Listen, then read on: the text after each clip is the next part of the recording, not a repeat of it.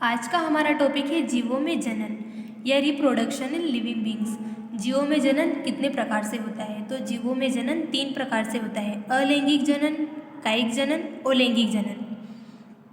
अलैंगिक जनन विखंडन के द्वारा, मुकुलन के द्वारा, पुनरुद्भवन के द्वारा, खंडन के द्वारा और बीजाणु जनन के द्वारा होता है। इसी प्रकार कायिक जनन 2 प्रकार से होता है कि प्राकृतिक कायिक जनन और दूसरा है कृत्रिम कायिक जनन।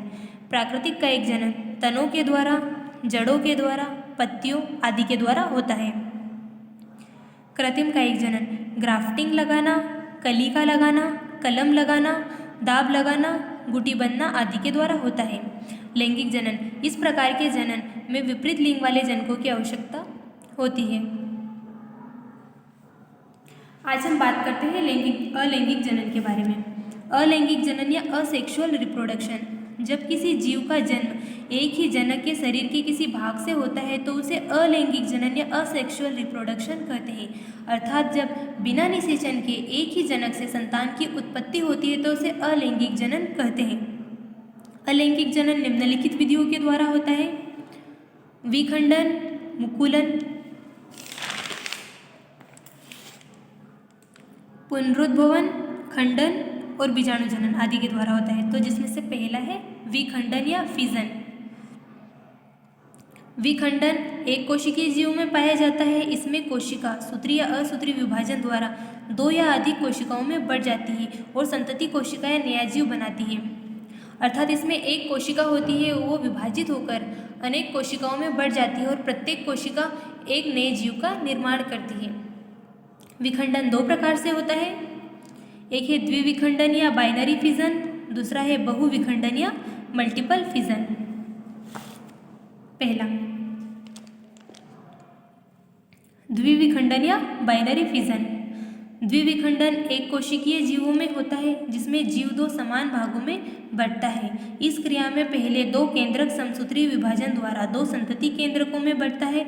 उसके बाद कोशिका द्रव्य भी 2 भागों में बढ़ जाती है। दोनों संतति कोशिकाएं 2 नए जीव बनाती हैं। अर्थात इसमें एक कोशिका पहले 2 केंद्रकों में विभाजित होती है, उसके बाद अपने 2 कोशिका द्रव्य बनाती है। इसे हम अमीबा के एग्जाम्पल से समझ सकते हैं। ये एक पूर्ण विकसित अमीबा है, ये इसका केंद्रक है। ये केंद्रक पहले आकार में बढ़ता है, फिर यहाँ अलग अलग विभाजित होता है, फिर यहाँ 2 अलग केंद्रकों में बढ़ जाता है और अपने आप को एक पूर्ण विकसित अमीबा में बदल देता है।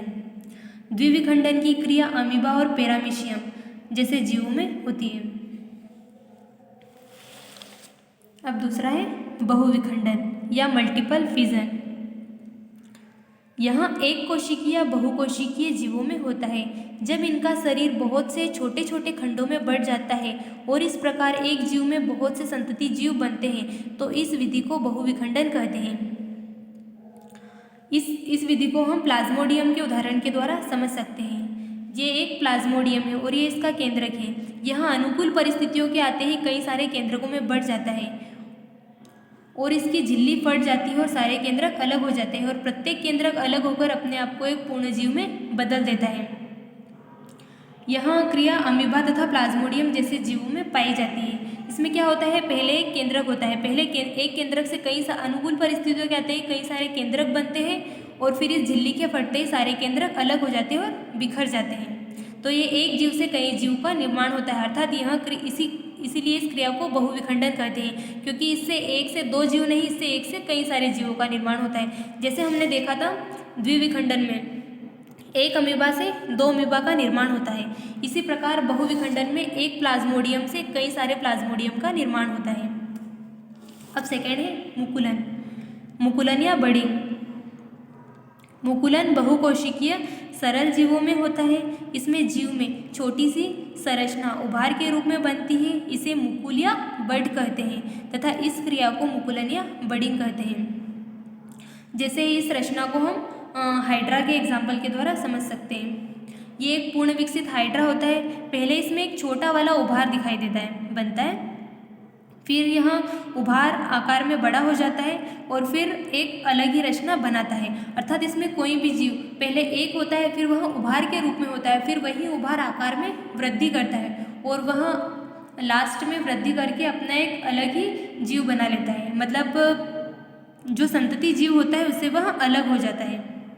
ये पहले एक हाइड्रा था और बाद में 2 हाइड्रा बन गए, मतलब एक उभार के रूप में यह अपनी वृद्धि करके अलग हो जाता है।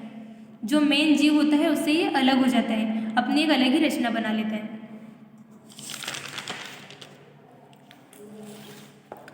तीसरा है पुनरुद्भवन या रीजनरेशन। पूर्ण रूपेण विभेदित जीवों में अपने कायिक भाग से नए जीव के निर्माण की क्षमता होती है। यदि कोई जीव किसी कारण कुछ टुकड़ों में टूट जाता है तो इसके अनेक टुकड़े वृद्धि कर नए जीव में विकसित हो जाते हैं। अगर कोई भी जीव होता है वह किसी भी कारण से अगर टूट गया तो उसका प्रत्येक जो टूटा हुआ भाग होता है वह वृद्धि करके एक नया जीव बना लेता है। अर्थात जैसे कि अगर हमारी भी कोई वस्तु है, अगर वो टूट गई और उसके कई टुकड़े हो गए तो जो प्रत्येक टूटा हुआ भाग है वह वृद्धि करके एक नई रचना बना लेता है। जैसे इसे हम प्लेनेरिया के उदाहरण के द्वारा समझ सकते हैं।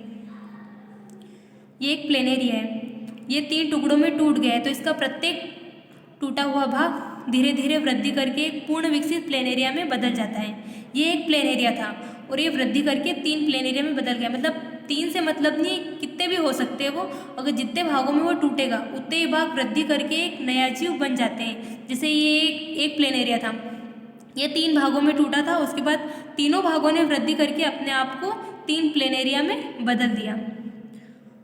तो ये है पुनरुद्भवन या रीजनरेशन का फॉर्म, जिसमें प्रत्येक टूटा हुआ भाग वृद्धि करके, पहले वह एक होता है फिर कई टुकड़ों में टूटता है, उसके बाद सभी टुकड़े वृद्धि करके हुए एक पूर्ण जीव का निर्माण करते हैं।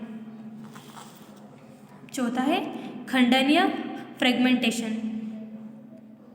पानी, ताप तथा भोजन की अनुकूल परिस्थितियों में स्पाइरोगायरा, यूलोथ्रिक्स आदि तंतुमय शैवालों तथा कवकों में तंतु छोटे छोटे खंडों में टूट जाते हैं। प्रत्येक खंड में एक अथवा एक से अधिक कोशिकाएं होती हैं।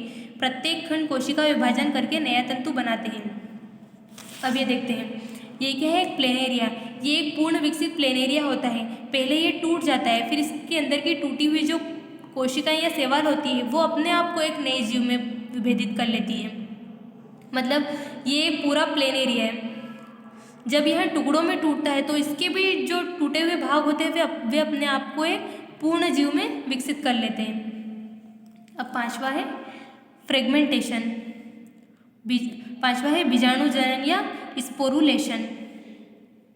बीजाणु एक कोशिकीय पतली भित्ति वाली अणु अलैंगिक जननकाय है। ये केवल प्रतिकूल वातावरणीय परिस्थितियों में बैक्टीरिया, शैवाल, कवकों, ब्रायोफाइट्स तथा टेरिडोफाइट्स में बनते हैं। प्रकीर्णन द्वारा बीजाणु दूर दूर फैलते हैं और अनुकूल स्थल पर अंकुरित होकर नए पौधे बनाते हैं। अर्थात ये एक रचना होती है जो कि किसी कारणवश टूट जाती है और फिर अंकुरित होकर नए पौधे बनाती है। जैसे कि अगर हमने एक पौधा ज़मीन में गाड़ा है और वहाँ अगर किसी कारणवश वृद्धि नहीं कर पाया तो उसके जो टूटे हुए भाग होते हैं वह प्रत्येक भाग से एक नया पौधा बन जाता है। ये क्रिया यूलोथ्रिक्स और स्पाइरोगायरा आदि जीव में बहुत ज़्यादा मात्रा में होती है। मतलब ऐसे जीव वृद्धि नहीं कर पाते अगर किसी कारणवश, और अगर उनका पौधा टूट जाता है तो प्रत्येक जो टूटा हुआ भाग होता है उससे एक नया ही पौधा विकसित हो जाता है। ये वाली क्रिया किसमें, यूलोथ्रिक्स और स्पाइरोगायरा आदि पौधों में बहुत ज़्यादा मात्रा में होती है। ये था आज का हमारा टॉपिक। अगर आपको पसंद आया हो तो चैनल को लाइक और सब्सक्राइब कर देना।